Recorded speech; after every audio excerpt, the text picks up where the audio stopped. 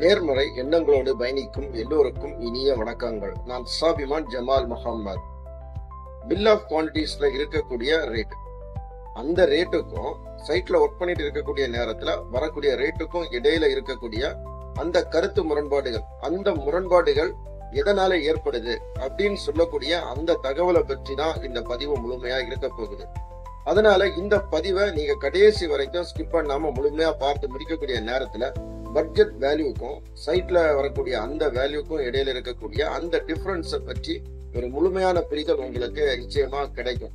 அது மட்டும் இல்லாம அடுத்து ஒரு கன்ஸ்ட்ரக்ஷன் ப்ராஜெக்ட் செய்யக்கூடிய நேரத்துல உங்களுக்கு இந்த பிரச்சனைகளை அவாய்ட் பண்ணக்கூடிய அந்த வழிமுறைகளும் தெரியும் என்கின்ற எண்ணங்களோடு தான் இந்த பதிவு. அதற்கு முன்னாடி நீங்க மறந்துடாம நம்ம சேனலையும் சப்ஸ்கிரைப் பண்ணுங்க. பக்கத்துல ஒரு பெல் ஐக்கான் இருக்கும், அதையும் கொஞ்சம் ஆன் பண்ணி விட்டுருங்க. இது சனாதி சிவில் குவான்டிட்டி சர்வேயிங், கற்றதும் கற்பிக்கப்பட்டதும். முடிவு செய்யப்பட்டு ஆரம்பிக்கப்படக்கூடிய எந்த ஒரு கன்ஸ்ட்ரக்ஷன் ப்ராஜெக்டா இருந்தாலும் அதற்கென்று ஒரு கன்ஸ்ட்ரக்ஷன் டாக்குமெண்ட் சொல்லக்கூடியதை நிச்சயமா ரெடி பண்ணி வச்சிருக்காங்க. அந்த கன்ஸ்ட்ரக்ஷன் டாக்குமெண்ட்ல தான் பில் ஆஃப் குவான்டிட்டிஸ் சொல்லக்கூடிய பிஓக்யூ வந்து இருக்கும். இந்த பிஓக்யூல தான் அந்த கன்ஸ்ட்ரக்ஷன் ப்ராஜெக்ட்ல நாம செய்யக்கூடிய ஒவ்வொரு வேலைகளையும் தனித்தனியா அதற்கான ரேட் எவ்வளவுன்னு சொல்லக்கூடியதை கொடுத்து வச்சிருப்பாங்க. அப்ப அந்த கன்ஸ்ட்ரக்ஷன் ப்ராஜெக்ட யாரு வந்து செய்யறதுக்கு கிளைண்ட் வந்து விரும்புறாங்களோ அவங்க கிட்ட பரஸ்பரம் ஒரு ஒப்பந்தத்தை வந்து முடிச்சு வச்சிருப்பாங்க. அதன் பிறகுதான் அந்த கன்ஸ்ட்ரக்ஷன் ப்ராஜெக்ட வந்து அவங்க செய்வாங்க. இது பெருவாரியான மக்களுக்கு நிச்சயமா தெரிஞ்சிருக்கும். இதுல என்ன பிரச்சனை வரும் அப்படின்னு பார்க்கக்கூடிய நேரத்துல பில் ஆஃப் குவான்டிட்டிஸ் சொல்லக்கூடியதுல ஒரு வேல்யூ கொடுக்குறாங்க. உதாரணத்துக்கு ஒரு 10 லட்சம் ரூபாய் ஒரு வேல்யூ கொடுத்திருக்காங்க அப்படின்னு வச்சுக்கோங்க. இப்ப இந்த 10 லட்சம் ரூபாய்க்கு மேல கிளைண்ட் கொடுக்கணும்னு அவசியம் கிடையாது. ஆஸ் பர் அந்த கான்ட்ராக்ட் அக்ரிமெண்ட்ல இருக்கிறத மாதிரி செய்யக்கூடிய நேரம். இப்ப கான்ட்ராக்டர் என்ன பண்றாங்கன்னா அந்த ஒர்க்கை எடுத்து செய்து முடிச்சு கொடுக்குறாங்க. முடிக்கக்கூடிய நேரத்துல அவங்களுடைய பில் ஆஃப் குவான்டிட்டிஸ் பாத்தீங்கன்னா 12 லேக் வரைக்கும். இப்ப கிளைண்ட் கேக்குறாங்க, ஆஸ் பர் அக்ரிமெண்ட்ல இருக்குது 10 லேக்ஸ் தான், நீங்க 12 லேக்ஸ் கொடுத்திருக்கீங்களா எதனால அப்படின்னு சொல்லக்கூடிய அந்த கேள்வி வரக்கூடிய நேரத்துல அவங்க ரெண்டு பேருக்கும் பல விதமான கருத்து முரண்பாடுகளும் பல விதமான பிரச்சனைகளும் நிச்சயமா அந்த இடங்கள்ல ஏற்படும். இப்ப இதற்கான காரணம் நமக்கு தெரியக்கூடிய நேரத்துலதான் அடுத்தடுத்த ப்ராஜெக்ட் செய்யக்கூடிய நேரத்துல அந்த பிரச்சனைகளை முன்கூட்டியே கண்டறிஞ்சு நம்ம தவிர்க்க முடியும். கிளைண்ட் கொடுத்த டாக்குமெண்ட்ல கிளைண்ட் சைட்ல இருந்து எந்த விதமான கரெக்ஷனோ எந்த விதமான சேஞ்சஸோ வந்து செய்யவே இல்லை. ஆஸ் பர் அக்ரிமெண்ட் டைம்ல என்ன சொல்லியிருக்காங்களோ அதுதான் அவங்க எக்ஸிகியூஷன்லயும் செய்ய சொல்லியிருக்காங்க. இடையில அதை மாத்தணும் இதை மாத்தணும் இந்த மாதிரி எந்த விதமான கமெண்ட்ஸும் வந்து அவங்க பாஸ் பண்ணல. அப்படி இருந்த பிறகும் கான்ட்ராக்டர் என்ன பண்ணிருக்கிறாங்கன்னா 12 லேக் அப்படின்னு சொல்லக்கூடிய பில்ல வந்து கொடுக்கிறாங்க.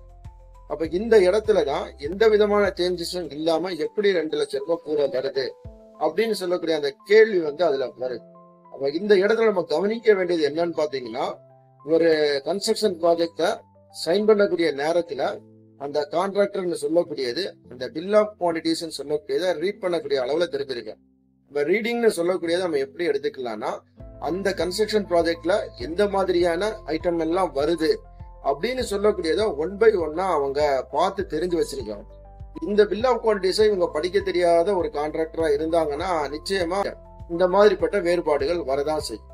ஒருவேளை பில் ஆஃப் குவான்டிட்டிஸை நல்ல முறையில ரீட் பண்ண தெரிஞ்ச ஒரு கான்ட்ராக்டரா இருந்தாலும் இந்த பிரச்சனை வருதுன்னா அதற்கான காரணம் என்ன அப்படின்னு சொல்லக்கூடியதை நாம முதல்ல பார்க்கணும். அதை தான் நம்ம அடுத்ததா பார்க்க போறோம். பில் ஆஃப் குவான்டிட்டிஸ் எதன் அடிப்படையில அதை வந்து கன்சிடர் பண்றாங்க அப்படின்னு பார்க்கக்கூடிய நேரத்துல பில் ஆஃப் குவான்டிட்டிஸ்ல வரக்கூடிய ஒவ்வொரு ஐட்டத்துக்கும் அந்த ஐட்டத்துக்கு உள்ளாடி இருக்கக்கூடிய மெட்டீரியல், லேபர், பிற செலவுகள் எல்லாத்தையும் அவங்க கன்சிடர் பண்ணிக்கிட்டு அந்த ஐட்டத்துக்கு தகுந்த சப்ளையர் சப் கான்ட்ராக்டர் என்ன செய்வாங்கன்னா ஒரு கொட்டேஷனை வந்து கலெக்ட் பண்ணுவாங்க. அந்த கொட்டேஷன் அடிப்படையில அவங்க என்ன பண்ணுவாங்கன்னா ஒரு ரேட் அனாலிசிஸ் வந்து ரெடி பண்ணி அந்த ஐட்டத்துக்கு இதுதான் ரேட்னு சொல்லக்கூடியதை பிக்ஸ் பண்ணிடுவாங்க.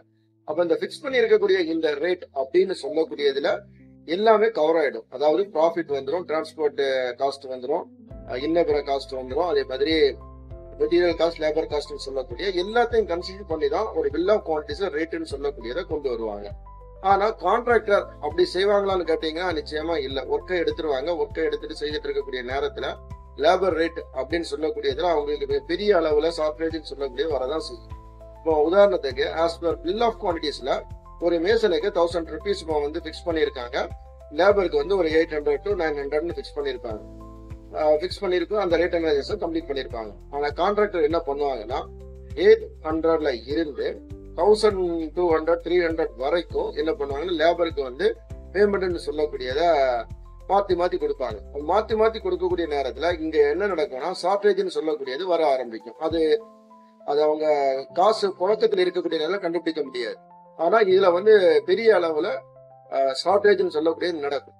இதற்கு அடுத்தது இந்த டிரான்ஸ்போர்ட். இப்போ என்ன பண்ணுவாங்கன்னா ஒரு வேலையை உடனே முடிக்கணும்னு சொல்லிட்டு என்ன பண்ணுவாங்கன்னா உடனே ஃபோன் பண்ணி மெட்டீரியல் கொண்டு வருவாங்க. அப்ப அந்த நேரத்துல என்ன நடக்கும்னா அந்த டிரான்ஸ்போர்ட் காஸ்ட்னு சொல்லக்கூடியது சில நேரங்களும் கூடும், சில நேரங்களும் குறையும். அப்ப இதை வந்து ஒழுங்குமுறை பண்ணாத காரணத்தினால இந்த வகையிலே அந்த லாஸ் வர ஆரம்பிக்கும்.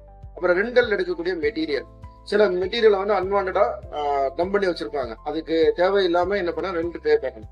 அப்ப இந்த வகையிலையும் பேமெண்ட் என்ன செய்யும் வெளியே போய்கிட்டு இருக்கும். இதற்கு அடுத்தது முக்கியமானது என்னன்னு பாத்தீங்கன்னா ப்ராஃபிட். ஒரு 25% ப்ராஃபிட்னு சொல்லக்கூடியதை கான்ட்ராக்டர் வந்து கன்சிடர் பண்ணுவாங்க. ஆனா ஆஸ் பர் பில் ஆஃப் குவான்டிட்டிஸ்ல ஒரு 15% வந்து கன்சிடர் பண்ணியிருந்தாங்கன்னா இவங்க 25 பண்ணக்கூடியனாலும் அதுல ஒரு 10% வந்து ஹையரா இருக்கும். சரி, இந்த ப்ராஃபிட் கூட என்ன ஒரு பெரிய தப்பு பண்ணுவாங்கன்னா வெறும் கான்ட்ராக்டர் வந்து என்ன பண்றாங்கன்னா ஒரு 3 ப்ராஜெக்ட் எடுத்து செய்துட்டு இருக்கிறாங்கன்னு இமேஜின் பண்ணிக்கிடுங்க.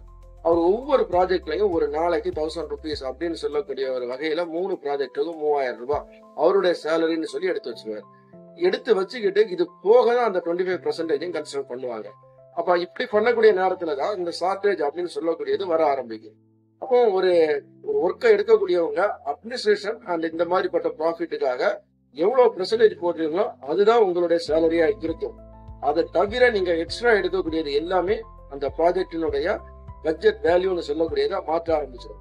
இப்போ இந்த காரணிகளை கன்சிடர் பண்ணாத கான்ட்ராக்டர் கம்பெனியா இருக்கலாம் அல்லது இண்டிவிஜுவல் கான்ட்ராக்டரா இருக்கலாம், அவங்களுக்கு இந்த ப்ராஜெக்ட்னு சொல்லக்கூடிய பட்ஜெட் வேல்யூக்கு உள்ள முடிக்க முடியாம போகிறதுக்கு காரணமா அமைஞ்சு இருக்குன்னு சொல்லக்கூடியதான் நம்ம இதுல இருந்து தெரிஞ்சுக்க முடியும்.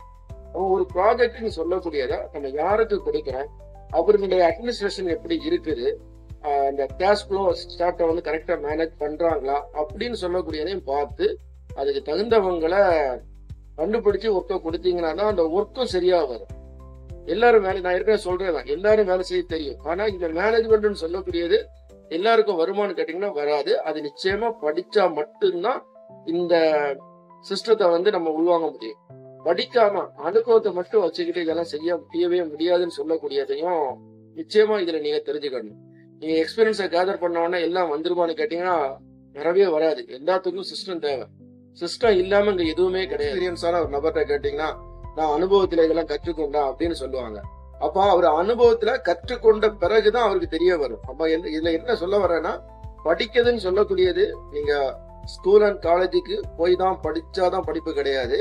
ஏதாவது படிக்காத ஒரு நபர் கூட ஒரு இடத்துல வேலை பார்க்கறாங்கன்னா அங்க இருக்கக்கூடிய அந்த தொழில்நுட்பத்தை அவர் சிறுக சிறுக கற்றுக்கொண்டா மட்டும்தான் அவருடைய அந்த அனுபவம் சொல்லக்கூடியது பயனுள்ளதா மாறும்.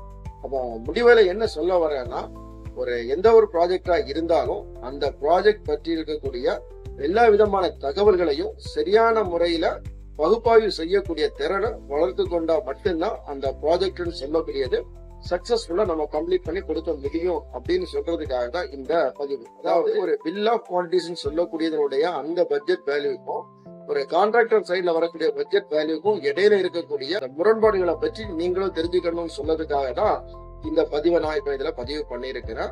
இந்த தகவலும் உங்களுக்கு நிச்சயமா பயனுள்ள தகவலா இருக்கும் அப்படின்னு நான் நம்புறேன். மீண்டும் அடுத்து ஒரு நல்ல பதிவில் நாம் சந்திக்கலாம். நன்றி, வணக்கம்.